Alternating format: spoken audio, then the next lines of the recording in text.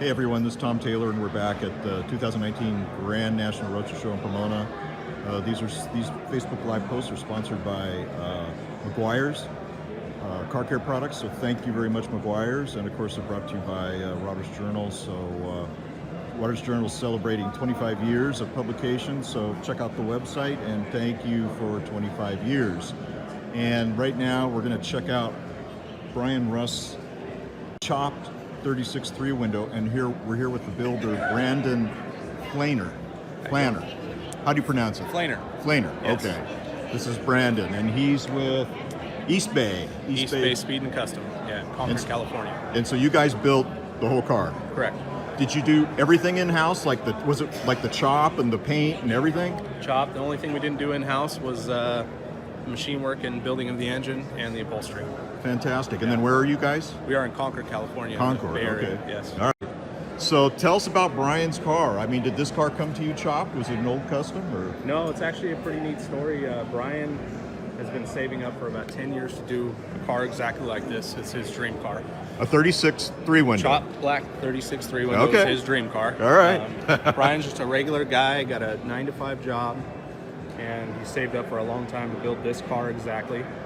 And he could never afford a 36.3 window, so he actually bought a 36.5 window and got that car on the road, and with the intention of converting it to a 3 window. Okay.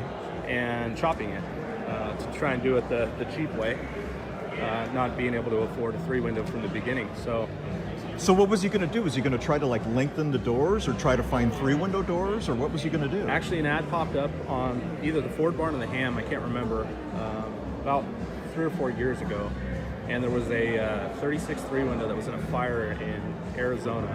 Okay. I don't remember what part. And he actually got in his truck and drove to Arizona with a Sawzall. And the car was really bad. It was badly burnt. Okay. And the metal was really fatigued.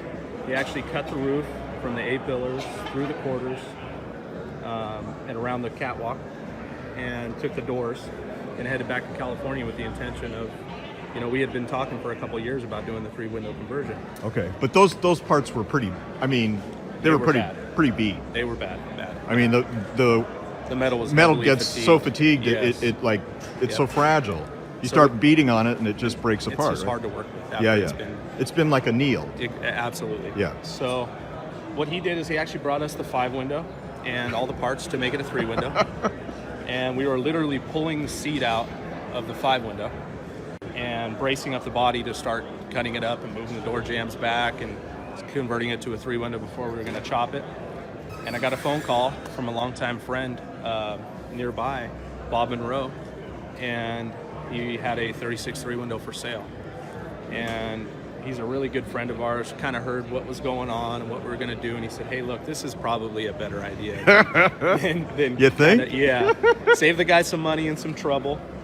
And it's kind of funny because I'm a heavy purist, and I don't like cutting up nice cars if I don't have to. But Brian had to pull my arm pretty hard to get this car cut. And we have been talking for a couple of years about doing this, and we have gone through every 36.3 window that's been built, chopped, customized, hot rodded over the years. Every chop, everything that's been done. And ultimately, we decided to buy the 3-window from Bob Monroe. And this car had been last registered in 1967 by a fellow named George Biasotti, who lived in Oakland. And everybody and their mother had tried to buy this car since the 60s, and nobody could ever buy it. Wow. I mean, my grandfather included, all the guys in the early Ford V8 Club that we're friends with, everybody had tried to buy this car.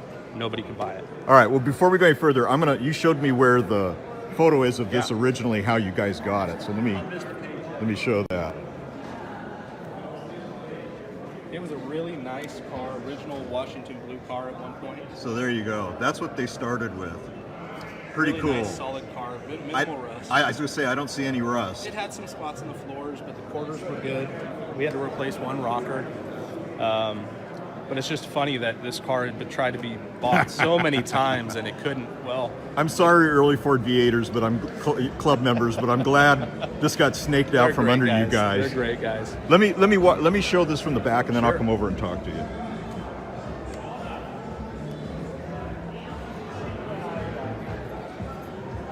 so there's like a rear 3/4. And to me, this reminds me of the Custom Coupe. Well, we But took cues from Calori. I think the Custom Coupe might have been a tad bit more chopped than this. No, Okay. actually, about in the same general area chop. Okay. This chop is more loosely based on the Pearson Coupe. Okay. We took cues from all those cars that we like and tried to make it the best of all the 36s that we found. We kind of put our own spin on it. Okay. So it's chopped a little different than all of them. We took the things that we like about some of them and the things we didn't about them also, and tried to fix those things with this car. Okay. In our opinion, our target year was 1947. Okay. It was kind of what we were shooting for, just post-war. Just post-war, yeah. Black walls, realistically back then, a lot of the photos you see and guys we talked to, very few people could afford white walls back then. That's right. And it's funny, it's kind of was a chance we took to put black walls on it instead of white walls because everybody would assume white walls. Yep. But I'm really glad we didn't. No, I think that's good. But it Very ended good. It ended up really neat because of the way this all happened and the people that were involved. So what happened to the 5-window? So the 5-window ultimately got sold Okay. to fund part of this. Okay. And it just worked out better. We Fantastic. didn't have to actually And convert not a cut was made. not to convert it in any way. A lot of Very other cool. cuts. Well, I meant to the 5-window. No. Yeah. Actually, it ended up getting sold and that car got chopped as a 5-window, not converted to a 3. Hear that early Ford V8 Club guys? That one got chopped too. We're cutting up these poor cars. Let me show them the engine. Tell us a little bit about the engine. So the engine's a 265 cubic inch 59 AB by Rick Hall Okay. in American Canyon, California, which is right outside of Napa. Okay. The block is fully smooth. It's relieved. It's ported a bit. It's got a Clay Smith 284 cam, scat, 4-inch crank. Wow. Okay. New Stromberg from England. It's got a converted generator. It's not a power gen. It's actually a converted original generator to an alternator inside. Okay. Just the basics for a flathead. I mean, it's a pretty healthy, Lopi sounding flathead. Runs great. Original, post-war Eddie Meyer intake.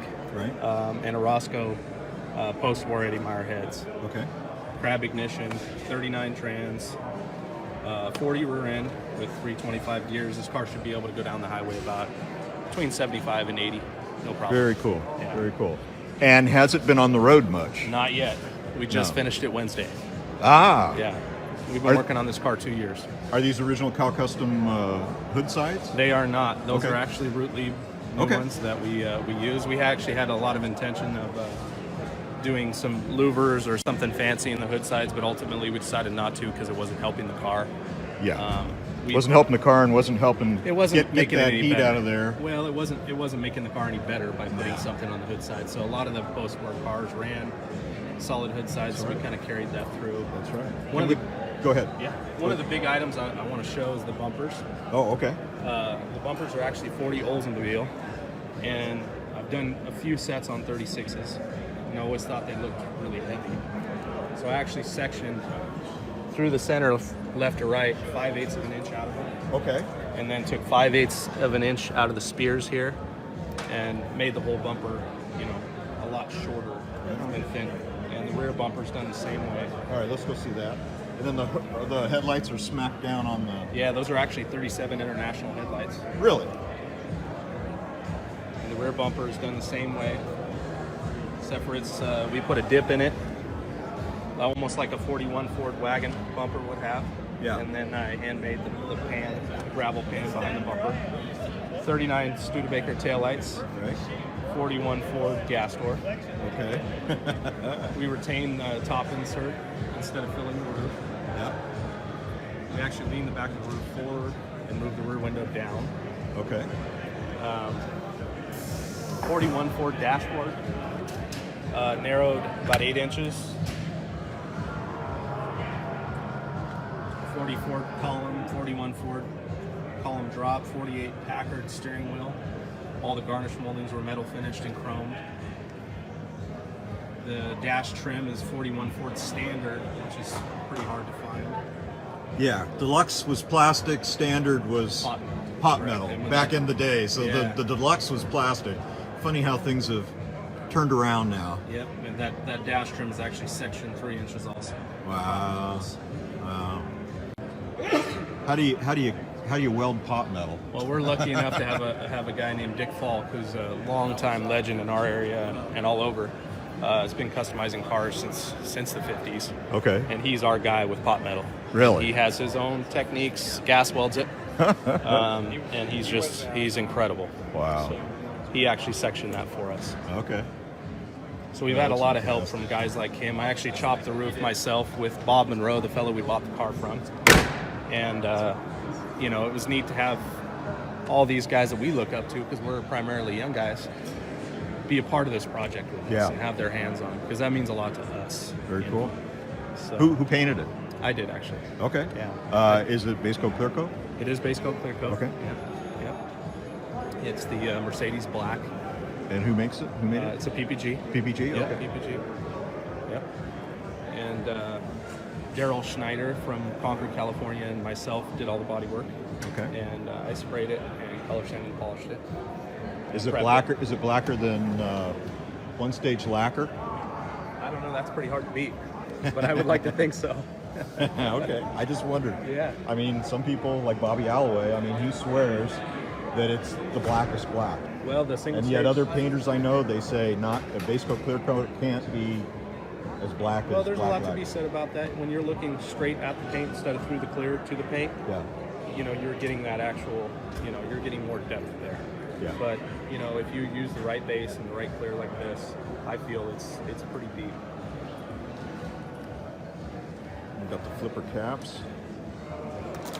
And all in all, it's just, it's 1947 or 1950. I mean, Yeah, we were shooting for 1946, 1947. Original 36 grill, painted black. Yeah. That's actually an original 36 Ford hood ornament that But you just ground it down? I trimmed it down and actually left the last spear and filed it in and, Wow. made this spear continue through the top. Yeah, actually, I don't think I've ever seen a bullnose like that. Yeah, it's almost like a bullnose, but we retain the Ford Yeah. emblem. Very We cool. actually welded the 36 Ford aprons into one piece and then removed the horn grills. Yep. There's a lot of little things. Every panel on this car is being touched. It's very subtle. That's what we want. Very cool. Yeah. Thank you. Well, you guys did a beautiful job. Thank you, Tom. It's I appreciate very it. cool. Are we missing anything? I don't know. I could probably go on all day. All right. Thank you very much. Well, thank you. Yeah. Thank you. It's beautiful. Anytime. All right. And maybe what we'll do is we'll end up with a engine shot here, because that is. I love the finish. What is the finish on the castings?